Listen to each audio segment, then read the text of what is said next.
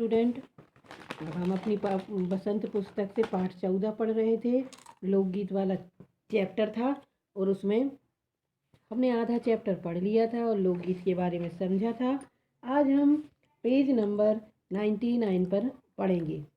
भोजपुरी में करीब 30-40 वर्षों से विदेशिया का प्रचार हुआ है। गाने वालों के अनेक समूह इन्हें गाते हुए देहात में फिरते हैं। क्या है भोजपुरी में? क्या है? 30-40 वर्षों से विदेशिया मतलब एक गाने का वो है, गायन का नाम है, वो गाने का प्रचार हुआ है। गाने वालों के विदेशिया का प्रचार हुआ है। गाने वालों के अनेक समूह इन्हें गाते हुए देहात में फिरते हैं, मतलब गांव में घूमते हैं। इधर के जिलों में विशेषकर बिहार में विदेशिया से बढ़कर दूसरे गाने लोकप्रिय नहीं है। क्या है बिहार में? क्या है? ये विदेशिया ही सबसे ज़्यादा गाना लोकप्रिय मतलब प्रसिद्ध है। इन गीतों में अधिकतर रसिक प्रियों और प्रियाओं की बात रहती है, विदेशी प्रेमी की, और इसमें इनमें करुणा और विरह का रस बरसता है। इसमें क्या होता है, जो विदेश में परदेश चले जाते हैं लोग, उनके विरह के गीत होते हैं जिनमें करुणा मतलब दुख, विरह मतलब अलग होने का रस टपकता है। जंगल की जातियों आदि के भी दल गीत होते हैं जो अधिकतर बिरहा आदि में गाए जाते हैं। पुरुष एक ओर और स्त्रियां दूसरी ओर एक दूसरे के जवाब के रूप में दल बांधकर गाते हैं और दिशाएं गुंजा देते हैं। पर इधर कुछ काल से इस प्रकार के दलीय गायन का ह्रास हुआ है, मतलब खत्म होते जा रहे हैं। क्या हो रहा है? अधिकतर बिरहा में गाए जाते हैं तो क्या होता है, पुरुष एक तरफ बैठते हैं, मतलब आदमी एक तरफ बैठते हैं और स्त्रियां महिलाएं दूसरी तरफ बैठती हैं और एक दूसरे के गायन के माध्यम से प्रश्न उत्तर सवाल जवाब करते हैं और चारों ओर से इनके गाने से चारों दिशाएं गुंजायनित हो जाती, मतलब गूंज जाती हैं। पर इधर कुछ काल से मतलब कुछ समय से ऐसा हुआ है कि ये गाने कम हो गए हैं। एक दूसरे प्रकार के बड़े लोकप्रिय गाने अल्लाह के हैं। अधिकतर ये बुंदेलखंडी में गाए जाते हैं। आरंभ तो इसका चंदेल राजाओं के राज कवि जगनिक से माना जाता है, जिनने अल्लाह उदल की वीरता का अपने महाकाव्य में बखान किया है।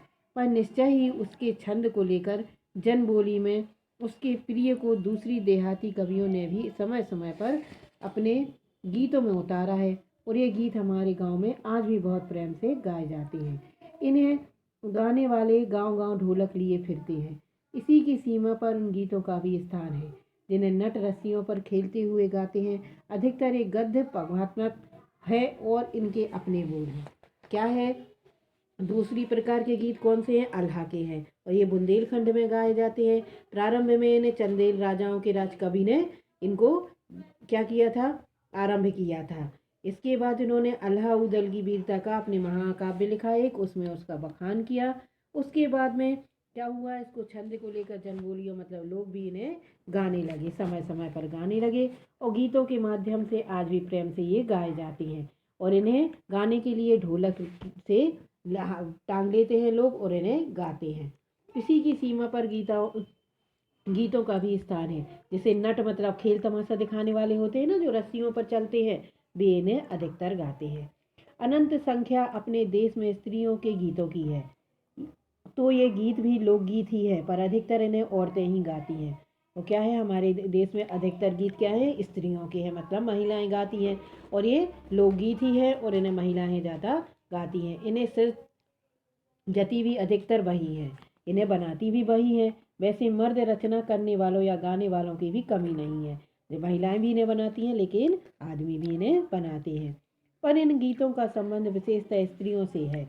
इस दृष्टि से भारत इस दिशा में सभी देशों में भिन्न है। इन गीतों का संबंध क्या है? स्त्रियों से मतलब महिलाओं से ज़्यादा है और इस दृष्टि से भारत इस दिशा में दूसरे देशों से अलग है, क्योंकि संसार के अन्य देशों में स्त्रियों के अपने गीत मर्दों या जनगीतों से अलग और भिन्न नहीं है, मिले जुले ही है। और अन्य संसार के जो विश्व के अनेक देश हैं उनके गीत भी क्या है? अलग और भिन्न नहीं है, मिले जुले ही होते हैं। त्योहारों पर नदियों में नहाते समय के नहाने जाते हुए राह के विवाह के मटकोड़ जयनार के संबंधियों के लिए प्रेम युक्त गाली के जन्म आदि सभी अवसरों के अलग अलग गीत हैं जो स्त्रियां गाती हैं। इन अवसरों पर कुछ आज से ही नहीं बड़े प्राचीन काल से वे गाती हैं। महाकवि कालिदास ने भी अपने ग्रंथों में इनके गीतों का हवाला दिया है। सोहर, वाणी, सेहरा आदि उनके अनंत गानों में से कुछ हैं। वैसे तो 12 मासी पुरुषों के साथ नारियां भी गाती हैं। अब क्या है, हमारे यहाँ त्योहारों पर गाने वाले नदियों में नहाते हैं, उस समय के विवाह के समय है। और प्रेम युक्त गालियाँ जो शादियों में एक दूसरे समधियों को गालियाँ दी जाती हैं, बच्चे का जन्म होता है, तब भी अलग अलग गीत होते हैं जिन्हें स्त्रियां ही गाती हैं। आजकल कुछ अवसरों पर ही नहीं, प्राचीन काल से ही ये स्त्रियां गाती आई हैं इन अवसरों पर। महाकवि कालिदास ने भी अपने ग्रंथों में गीतों को बताया है। सोहर, वाणी, सेहरा आदि इनके अनंत गानों में से कुछ हैं। वैसे तो 12 मास में मतलब 12 महीने पुरुषों के साथ नारियां भी गाती हैं। एक विशेष बात यह है कि नारियों के गाने साधारणतः अकेले नहीं गाए जाते, दल बांध कर गाए जाते हैं। अब जब नारियां गाती हैं तो एक अकेली नहीं गाती, बहुत सारी महिलाएं मिलकर गाती हैं। उनके कंठ एक साथ फूटते हैं, यद्यपि अधिकतर उनमें मेल नहीं होता। क्या होता है, उनके कंठ मतलब उनके गला एक साथ ही सब गाती हैं, लेकिन क्या होता है, उनमें कोई मेल नहीं होता। फिर भी त्योहारों और शुभ अवसरों पर ये बहुत ही भले लगते हैं। लेकिन क्या है, ये गीत क्या है, औरतों द्वारा गाए जाने वाले त्योहारों पर और उस शुभ अवसरों पर भले लगते हैं। गांव और नगरों में गायिका भी होती हैं। अब गांव में और शहर में क्या होने, गाने वाली गायिकाएं भी होने लगी हैं, जो विवाह, जन्म आदि के अवसरों पर गाने के लिए बुला ली जाती हैं। सभी ऋतुओं में स्त्रियां उल्लासित होकर दल बांध कर गाती हैं। पर होली, बरसात की कजरी आदि तो इनकी अपनी चीज़ है। क्या है, कुछ भी कोई भी अवसर हो, महिलाएं मिलकर गाती हैं। लेकिन क्या है, होली और बरसात इनके अपनी चीज़ है, जो सुनते ही बनती है। पूरब की बोलियों में अधिकतर मैथिल, कोकिल, विद्यापति के गीत गाए जाते हैं। पर सारे देश के कश्मीर से कन्याकुमारी, केरल तक और काठमांडू, काठियावाड़, गुजरात, राजस्थान में, उड़ीसा, आंध्र प्रदेश तक अपने अपने विज्ञापति हैं। स्त्रियां ढोलक की मदद से गाती हैं। अधिकतर उनके गाने के साथ नाच का भी पुट होता है। स्त्रियां क्या करती हैं, ढोलक के से गाती हैं और उनके साथ क्या है, नाचना भी होता है। गुजरात का एक प्रकार का दलीय गायन गरबा है, जिसे विशेष विधि से घेरे में घूम घूम कर गाती हैं। गुजरात का प्रसिद्ध क्या है गाना, क्या है, गरबा है। उसे घूम घूम कर औरतें गाती हैं, लड़कियां, साथ ही लड़कियां भी बजाती जाती हैं, जो बाजे का काम करती हैं। इसमें नाच गान साथ चलते हैं। वस्तुतः यह नाच ही है, सभी प्रांतों में यह लोकप्रिय हो जाता है। इसी प्रकार होली के अवसर पर ब्रज में रसिया चलता है, जिस दल के दल लोग गाते हैं। स्त्रियां विशेष तौर पर गाँव के गीतों के वास्तव में अनंत प्रकार है। जीवन यहीं इठला इठला कर लहराता है, वहाँ भला आनंद के स्रोतों की कमी हो सकती है। उद्दाम जीवन में के ही वहाँ के अनंत असंख्य गाने प्रतीक है।